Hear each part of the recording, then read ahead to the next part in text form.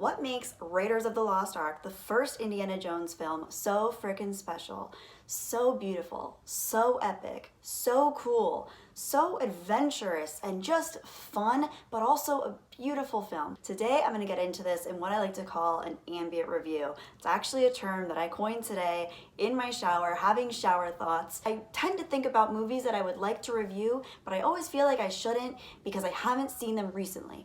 Now, Raiders of the Lost Ark is a film that I've seen, I've honestly lost count, countless times since I was a kid. It's one of my absolute favorites, but sad to say it has been a few years since I've watched it. I'm really overdue for a rewatch of Indiana Jones and the Raiders of the Lost Ark. But when I'm talking about an ambient review, this is a film which I love, it takes up space in my mind because I appreciate it so much, and it brings up and conjures up a lot of feelings, a lot of sensory information for me when I'm thinking about it. Visuals, imagery, music, a lot of things that have an emotional tie-in when you're watching a film. Those are the things that get logged later on for you to think about and love and appreciate about the movie. So even if you haven't seen a film in years, you can still conjure up the feelings that you get from the film. It's one of the coolest elements about nostalgia, especially when it comes to film. And this is my ambient review of Raiders of the Lost Ark, the first Indiana Jones movie. I saw this film for the first time when I was pretty young. I was probably somewhere between the age of 6 and 8, and I was immediately struck with the opening sequence, the adventure at play, and the high stakes. And probably my first feeling that this film conjures up for me as far as my ambient senses of it is that it has great stakes, the opposite of bad dates. Bad dates. It has high stakes, and although we're pretty sure as an audience that Indiana Jones, our main protagonist, is going to survive because it kind of feels inevitable if the whole movie surrounds him, at the same time, the stakes feel real enough and mortally threatening enough to worry about his safety, Marion's safety, Salah's safety, everyone, even the little monkey's safety I remember being a little bit worried about, and spoiler alert, bad dates. Bad dates. High stakes. Anyway, that's probably one of my first and favorite things to mention about the film is that it does have high stakes, which weirdly enough, I don't really see coming out in a lot of the bigger blockbuster movies these days. Yes, they're killing off a lot of our favorite characters in some of these bigger franchises that are trying to revive the original, loves that we have for film, and they're trying to shoehorn in some new characters, which, think of it what you will, I personally think it sucks. I imagine a lot of you guys too. But that's something we didn't have to worry about back then. We thought the stakes were high, and if we lost a character, it was actually tragic because they weren't about to be revived or brought back in a later film or sequence. So high stakes, first and foremost. You really believe that these are real people facing real threats throughout the film, and I think they're beautifully executed, and there's a lot of fun involved and a lot of adventure. And that brings me to my second point. It's the sense of fun, levity, and adventure paired with some depth, some nuance, and some fantastical mystical elements that really kind of unsettle you and freak you out. And I love how that dichotomy is played with throughout the film. We have this sense of fun, excitement, adventure, and levity, and then we have some of these darker forces at play with what's going on with the mysticism involved and the darkness of real people. These antagonists that we see Indiana facing and dealing with have really dark desires and dark uses for the power that they're trying to accrue throughout the film. So it's this great yin and yang balance where we have just enough fun, levity, you believe the characters care about each other, you believe that they're working on these tasks together to try to achieve a greater good, and you equally believe that the bad guys are just as invested in the darkness that they are trying to wreak upon the world for their own purposes of power. And I just think it is such a beautifully done balance between those things. One scene that always comes to mind for me when I'm thinking of Raiders of the Lost Ark, well, a lot of scenes come to mind for me. I love so many scenes in this movie, but I think the most powerful for me, especially as a young kid watching it for the first time, was the scene where Marion and Indy were captured by the Nazis. And the Ark of the Covenant was finally being opened now. The music immediately comes to mind. John Williams' gorgeous, brilliant, beautiful original score. I mean, who knows how to score a movie like John Williams? Let's give a hand to the incredible John Williams. So beautiful. I have a few favorite, film composers, but he is definitely top notch for me. Love that man. Appreciate him so much. I wish the universe could bestow that man forever life. John Williams' beautiful music comes in, and it's not only beautiful, it's haunting now. It's scary now. You get the sense that something's about to go wrong. And it sure as heck does. And let me tell you, if you are familiar with me or my channel, I am such a sucker for practical effects. Love practical effects, totally nerd out over practical effects. I love the teams, the minds behind them, the artists, the creators, how they're filmed, and how they freaking look. And it's one of my favorite practical effects moment. But as a kid, fun fact, I couldn't watch that scene. I would have to close my eyes just like they did because it was a no-go for me. Just the mere concept of someone's head literally exploding and revealing blood and the skull underneath. YouTube might demonetize me for this, whoops, but gotta talk about this scene. It's too important and too freaking good. I just remember that scene making me so uncomfortable as a kid, but also being so fascinated and enthralled with the way that it was executed. It was beautifully done, and the whole film had been building up to this point where we don't really understand or know what's really going on inside the Ark of the Covenant and how the Nazis are actually going to be using it. And this gives us a pretty good idea. And I think the coolest part, well, hi Nova, I think one of the coolest parts is how if you look away from it, you're safe. I love that notion. And that's another thing that this film plays with is the mysticism and the lore and so many, just awesome things that it plays with. It's so good. I just need to pause a minute to enjoy my cat who's come to visit me. Nova. Hi, Nova. What else? Hi, Nova. Hi. Yeah. Hi. Oh, princess. My little baby. Another element that I love is the romance between Marion and Indy. I just think they have such fun chemistry. It's such a fun way to play with that kind of sense of banter and he really gets to her, but they just can't help. They can't fight that chemistry that they have.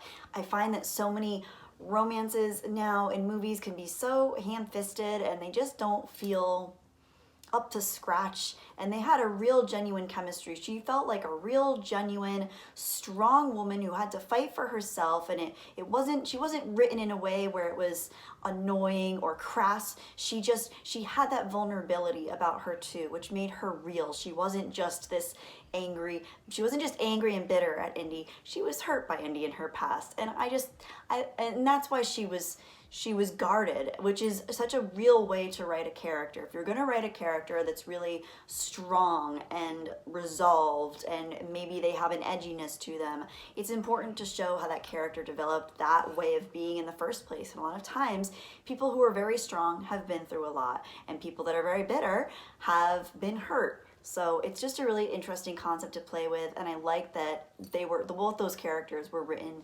really well in my personal opinion. What else? Nova, you love it? Hi. Yeah.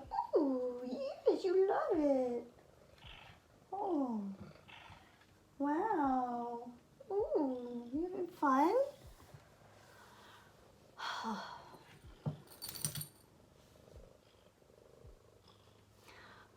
Maybe one of my favorite elements is the character of the desert. I love where this takes place and the beautiful visuals of the film. And we have other films like Lawrence of Arabia on one end and The Mummy on the other end that take place in the desert, and I love the aesthetic. Well, and of course Tatooine in Star Wars, Luke's home planet, which I absolutely love. I love when films are shot in the desert and they're shot well and the desert feels like its own character because it's immense. It's stretched out. It's huge. These characters have to traverse through it. They have to toil through it because the desert is a challenging place to be in a physical sense, in a mental sense. It's its own version of a threat. And when you have these characters that might be stranded in there, whether it's Indy stranded in the pit with the snakes, or Marion dealing with whatever she dealt with in the desert, it's all very real, and it's all beautifully shot. The aesthetic of the desert, I will always say, I think it's one of the coolest places to set a movie. I love that it's set in the desert, and I love that just it has this, I mean, it's a period piece because it takes place in a bygone era, even when it was filmed, but it really evokes that feeling of a bygone era where there was all this interest in Egyptology and the mysticism of the world, and there were still all these unanswered questions that science hadn't really opened up yet for people. So I love how it marries those elements of the real, raw, natural world with these elements of mysticism and mystery and exciting danger and conquests and adventure. It does that all so well, and it's all so well laid out in the movie.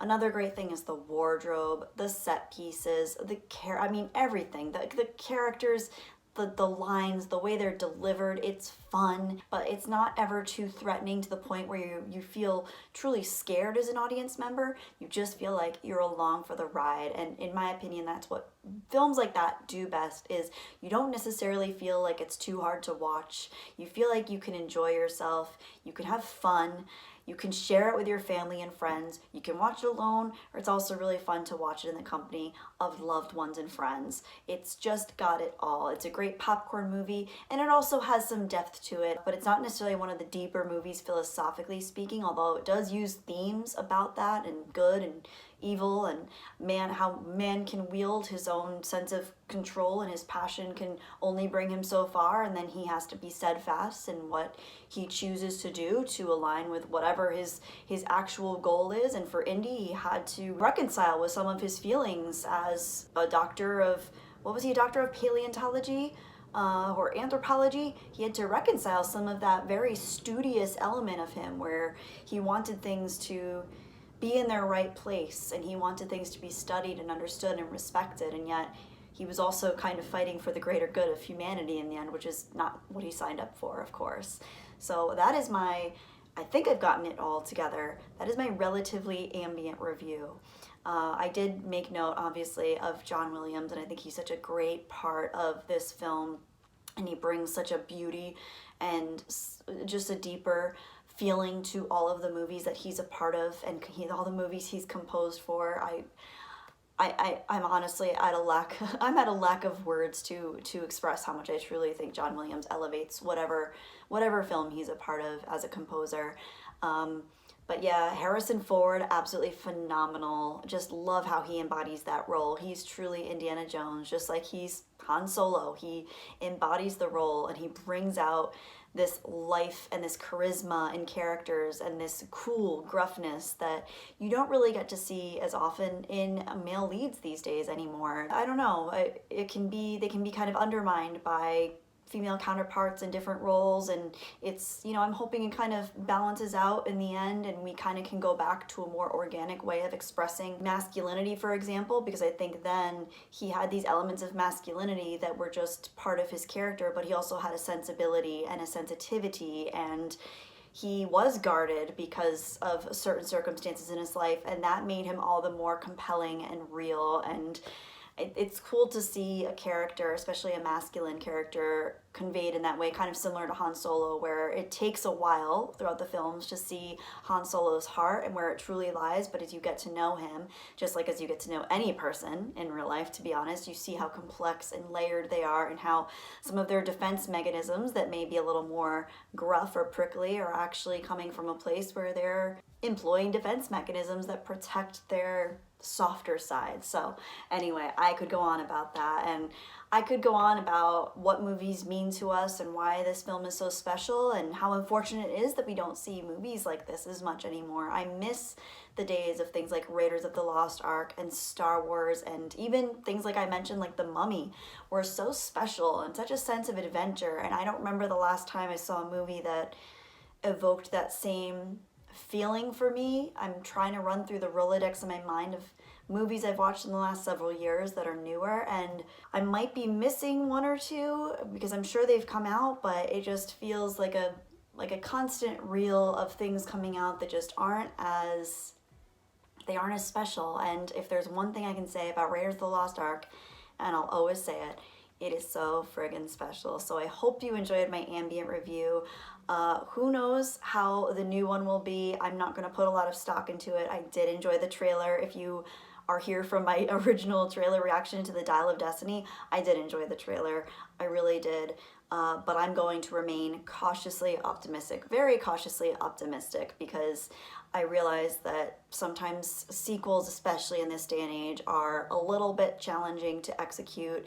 And it doesn't always seem that the production team or the creators have the original fans' nostalgia in mind. A lot of the times it's in the best, for them, they believe it's in the best interest of prolonging the story and the franchise as long as possible for future generations. So they're not really, sadly, thinking of us anymore. I guess I'm chopped liver as far as an audience member goes, but I know I can always go back to Raiders of the Lost Ark. They can't take that from us. They can't take it. So there's that, and I feel like there's one more thing I wanted to say in this video, and that is back to the idea of how things that we love take up space in our mind. So even though I haven't seen Raiders of the Lost Ark for quite a few years now, hopefully I'll rewatch it soon. If you want me to do another review of it after having watched it more recently, let me know. Maybe I'll do that if there's enough interest in it. But how the things that we love take up so much space in our mind. So Raiders of the Lost Ark, for example, as you can see throughout this video, it conjures up so many real feelings and sensory experiences and visuals and imagery, and it even brings up the music to me. And fun fact, the first music I ever illegally downloaded on LimeWire was the Marion, the love theme from Raiders of the Lost Ark, because I just thought it was so beautiful. So that's the first piece of music I ever downloaded on LimeWire back in middle school or high school, maybe. I forget when it was, probably middle school. That was the first song. And I just, so freaking beautiful. But anyway, how things that we love take up space in our minds because we love them and because they can evoke so many feelings. So at the same token, also try to be aware of how the things that we hate take up a lot of space too. And if anything, they tend to get in thought loops where we spend more time on them. So try to fill your life with movies that you love, TV shows that you love, music that you love, people that you love, philosophies, books, podcasts that you love, things that you enjoy that spark curiosity, energy, a sense of adventure, a sense of wanting to do more with yourself or your life. It's always so special to try to find things like Raiders of the Lost Ark that we can watch time and again that always evoke that same feeling. So for your next adventure, maybe think about adding something new to your Rolodex of things that you love and let that take up space in your mind, because I know in this day and age, it's very challenging to not get upset about the way things are going in the world, regardless of what your value system or belief system is. It can be a crazy making place. It can feel very isolating. So remember, there are always people out there that share interests with you. And let's try to make more of those interest things that we really love instead of just reacting over and over again to things that we don't like or things that we hate, because that's just going to bring more of that into our orbit. Anyway, not to tell anybody what to do. I've just found that really works for me, and it's helped me in my life, and it helps me find things that I enjoy more and more. I'm able to source things that I love, books that I love, podcasts, movies, TV shows that I really enjoy, and they're not always big blockbuster movies, but that's okay, because sometimes the smaller the budget, the bigger the heart, and the bigger the sense of love and art, to be honest. I'm gonna go before my cat starts chewing everything. And it's been great talking with you guys. I hope you're all doing well. A big thank you to my Ko-fi supporters who help make videos like this one and the rest of my content even more enjoyable for me and special. And I'm also filming on the tripod that they got for me. So They're awesome. Big shout out to them. And I hope you guys are all doing well, taking good care of yourselves. Go enjoy some great movies that you love, even if it means rewatching something for the umpteenth time. It's totally worth it. Let me know what you thought of the Ambient review, and if it's something maybe you'll start to employ when you talk about movies, instead of feeling like you always have to be on the complete up and up with everything that you've seen. Anyway, may the force be with you. Take care of yourselves. You're the only ones that can do it. All right, guys. Bye.